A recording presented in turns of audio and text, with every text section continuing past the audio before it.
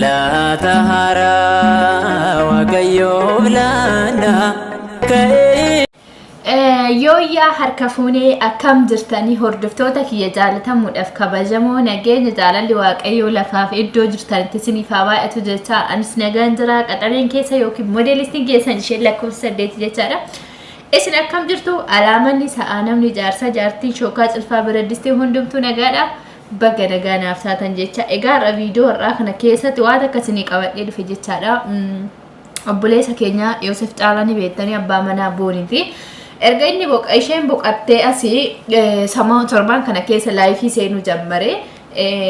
Laayifii inni seenuu eegale keessatti wanti inni jedhe keessaa tokko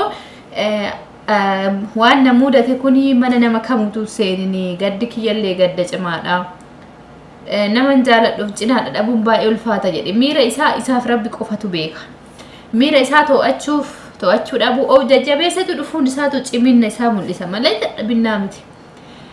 Asirratti haasan haasa'e keessaa namoonni haasa isaati viidiyoo isaa waraabdanii karaa sooshaal miidiyaa koomantiidhaan illee arrabsan gizeenii laayifii seeni maal jedhuuni miira keessa galee maal jedhe beektanii koomantii cufeetanii isin maraachaa jedhe dhugaa jedhe maaliif arrabsitu maal godhi jettuun jireenya keessan jiraadhamee jireenya namaa dhiisaa eenyutu abbaa firdii isin godhime Farajin waaqayyo qofa kan faradu isa qofa jechaadha murtee dhumaas kan kennu murtee du'aas murtee jireenyas kan laatu waaqayyo dhuma malee nu miti jechaadha nuti warra foon uffate dadhabaadha nuti namoota biyya lafaati namoota har'a bichaa jiraanudha jechaadha boru guyyaa waan nu mudatu hin beeknu har'a jirra boru du'uu dandeenya kanaafuu nuti murtoo jireenya namaa keessa yoon baanee of taanee jiraanna mee amma isatu sinafe har'a moo isatu sinafe of ajjeesuuf moo maal akka ta'uuf mee ajandaa isa godhattu Isa irraa gadi bu'aa bakka jireenya isaa jiraatu. Haa jiraatu mucaan kun dhiisame boonii akkatti duultanii irraa fuudhanii adadashiin viidiyoo poostii gootuun adadashiin waa dubbattuun jalaa bu'uu diddanii manna gajaa godhattanii gadi ba'uu ol deebuu dhoogitanii micayyoo cinqitanii gaafa ishiin lubbuun jirtu bariisumatu wajjin arrabsame malee dhiira dayyuu tayattanii wajjin arrabsame malee namni tokkichi warra har'a ishii fira fakkaate isatti garagare kuni gaafa san boonii cinaa namni jirra jedhee tokkichi boonii maddii dhaabbate tokko hin jiru. Tokkichi hin jiru. Har'a garuu erga ishiin duute immoo fira ta'anii har'allee inni saaduu ka gaafa inni du'ellee immoo dungoo ibsanii gadooduu fi malee waan biroo maal nu buusuuf haa jiraatu. Dhiisaa booniin balaa isaati lubbuu ofirratti illee fudhattee jiraatte ta'e eenyu ka isa gaafatu waaqayyoodha. Murteessus ka danda'u waaqayyoodha. Dhiisus ka danda'u waaqayyoodha nuti maal eenyu taanee murteessina eenyu mana eenyuti kan murtoo laannu biyya lafaarratti namarratti namatti hin faradin sitti faradamaa jedha qaaliin waaqayyoo dhugaa namatti murteessina dhiisa harka keessa baafadha mucaa kana irraa hafaa jalaa hafaa galaa jalaa haa jiraatu jireenya mataasaa hindi xiqqaa guddaan bargadi bee ol bee'uma isaa hasaa homa isaa ajandaa godhatan akka addisii reefutti itti gabbuusanii Inde maal jedhu kun koomantiidhaan jechuun hin jedhamne baay'eetu namaan jedhamne jedhama dhugaa koomantii cufe garuu inni aare sirrii miti kuni inde aduu maal taaree shiishin duute booni galamoo guyyaa rabbi kuben kai jedhanii inni du'ee gara biyya lafaatirraa gara sanna qotti wal argaan jiraa hin jiru booniin as hin deebitu isa tachi dhaqa malee guyyaan waaqayyo isa geegesse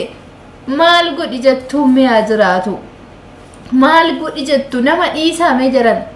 jireenya keessan jiraadha laayifii keessamee kiree godha jireenya keessan bakka itti gattanitti hiyyummaa keessa gangalachaa waa'ee namaatiif jiraattu mee yoomuma oromoon kun guyyaan of ta'ee jireenya ofii jiraatu guyyaan jireenya namaa keessa baanee jireenya mataa keenyatti irraa haasofnu maan nu gashee booniin hin galtu bar isa arrabsitaniif yookiin isaan waa jettaniidhaaf isa xiqqeessitaniidhaaf isatti duultaniidhaaf ishiin hin galtu garuu kan isatti murteessoo inni badii qabaatillee waaqayyoodha balaa isaatti yoo fajjeeftallee mucayyoon kun kan isarraa gaafatu waaqayyoodha malee nuti murtoo kennuu hin dandeenyu nuti waaqayyo eenyu irratti murteessi jedhee nu uumne murtii biyya lafaa nu kennuu hin dandeenyu murtii samiis nu kennuu hin dandeenyu eenyu ka kennu isa qofa wanna beeynoo dubbanne rakkoon qabu waan hin beeyne garuu bukeessuun akka cubbuu guddaa ofitti fidaa jirru beekaa har'a bichaan laalina boruu keessan yaada boru dhaloota keetiin mana kee gala cubbuun bara kanaa oolee hin bulu duratti yoo haa tokko balleessite guyyaa biyya lafaarraa boqatan samiitti ibidda gahaannam gala namni jedha bara kana keessa garuu cubbuun ooleen bulu lafumarrattis ni deebi'a kanaafuu ilmoo keetii si deebuu danda'a abbaa manaa keetii warri dubartootallee warri dhiirallee haadha manaa keetii rakkoon akkanaa mana kee galuu danda'a kanaafuu harka keessaa baafadhaa jireenya namaa mucaa kana miira isaa namni beeku hin jiru miira inni keessa jiru nu warri miidiyaatti arrabsaa turreeyyuu hagam akka rifanne beektan inni wajji jiraate akkam akka ta'u beeka haa of jajjabeessu haa dubbatu haa jiraatu maal godhan boonii galamoo dhugaa boonii baasi dhugaa boonii akkam godhee baasa eessa baasa inde boonii bar viidiyoo raabdee of ajjeeste namni hin darbine fooqirraa namni deeme of ajjeese jedhee dhiibee itti mukatti ol shiifannise hin jiru fedhii ofii of ajjeeste miira ishii waan ishii mudate rakkoo ishii dhiphinna ishii qofa beeka namni beekuuf hin jiru garuu inni waan beekoo jiraate innuu hin hima guyyaa tokko dhugaa waan inni beeku guyyaa saniif sababa wanni ta'e yoo beekee jiraate kanarraa kana fenu eenyu taanee murtii laanname gafan du'aalemii sanillee akkanatti duultanii jalaa fuudhiddanii du'aalemii gaditti gandattuu galchitanii dubbii cimsitanii dubbii harargee fi arsii galchanii gandummaa uumanii zarraaf jedhanii qabaan dadhabee mucaa saba guddaan kun jaalatu gadi xiqqeessitanii haamilee isaa cabsitanii amma immoo kanatti illee dabartan yoom of taatu mee oromoo kenname jiruu kenna jiraadha mataa keessanii jiraadha mee dhugaa oromoo miliyoona 70 jedhan keessa oromoo jireenya isaa jiraatan argina jireenya namaa jiraata zero dabar jireenyi kee manni kee gaadan kee qilleessa gaadan kee duwwaadha bankin kee buukin kee duwwaadha itemin kee zero dha gootaraan kee duwwaadha qotii facaafadhu guuguu ol galfadhu hamii dhiisi dhugaa cubbuun haga cubbuu waa'ee nama haasa'u irraa cubbuun guddaan hin jiru eenyutti murteessu aangoo isinii kenname maal rakkatanii murteessitu kan murteessu waaqayyo bar waaqani uyyuu nutu murteessaa jiraati taa'e jechaa jirtu bar hojii natu siinii qallalcha jechaa ni jirtu bar akka waan waaqayyo irraa aangoo qabdanii waaqa caala akka aangoo guddaa qabdanii godhattu bar kamsa waaqa ofitti hin bitinaa yaa dhaloota keenya namni hin dogongorre hin jiru ishiillee waaqayyo lubbuu ishee amaaru haa boqattu meeshiyyuu dhiisaa hinde reef ishiitu haa boqattu bakka biyya lafaarratti gubdanii har'allee reef ishiillee akkuma buqqanaan argine xaarsaa jirtu bar ganama ajandaa ishii godhattu galgala ajandaa ishii godhattu erga duutellee irraa naftanii mucaa kalas mucaa dhiisaa mucaan jiru isaa jiraatu the first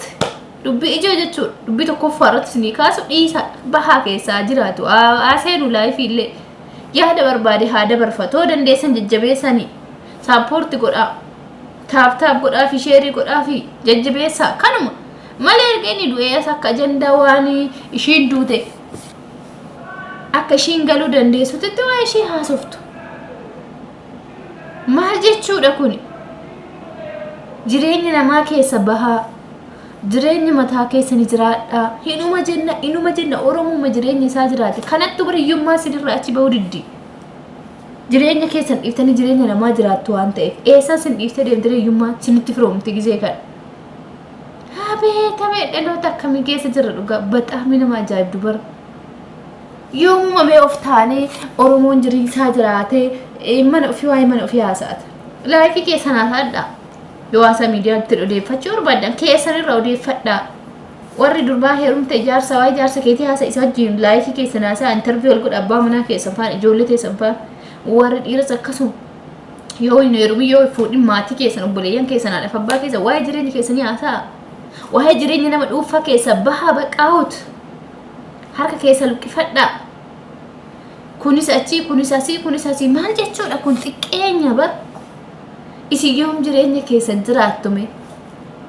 yoom jiru mataa keessan jiraattu haga yoomii waa'ee namaa keessa jiraattu haga yoomii waa'ee namaa baxabbattu haga yoomii mana namaa keessa kaattu baxaamee dogoggoroota guddaan kana wanni biyya keenya keessatti nama jibbisiisu tokko kana xiqqeenni biyya keenya keessa nama jibbisiisu kana maaliif jiru keenya dhiibne jiru namaa jiraanna mana keenya dhiibne mana namaa bulle bar qaama mana bullee afaan hin ganda bullee jedha namichi akkam bultan jennaani kanaafuu jiru isaanii dhiisame jiru mucaa kanaa keessa ba'a amma ammoo isatu si nafeeme dhiisaa jiraatu bakka ana na aarsa dhugaa uummanni itti duulu kun hinde booniin hin galtu bar isa immoo maal godhu jettuurre ishii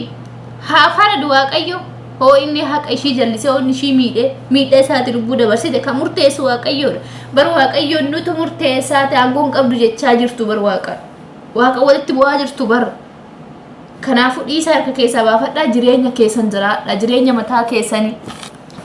kanuma abboona jibbisiiftanii tooma oromoo kana bakka miidiyaa yoo seene mucuma tiktookii yoo seene viidiyoo isaa muranii ol baasan irraa sa'u yoo feesbuuk yoo seene viidiyoo isaa muranii irraa sa'u yuutuubii yoo seene viidiyoo isaa muranii irraa sa'u maal isin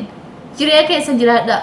hiyooti keessan noora kanuma galatoomaan dhaggeeffatanii fi warroonni chaanela eebbisaa intartiimentii dhafaarawwataa ta'an laayikii sheerii sabiskiraayib gochuu hin irraanfatina yaada qeeqa yoo qabaattan balballi inboksii keenya yeroo kamiyyuu banaadha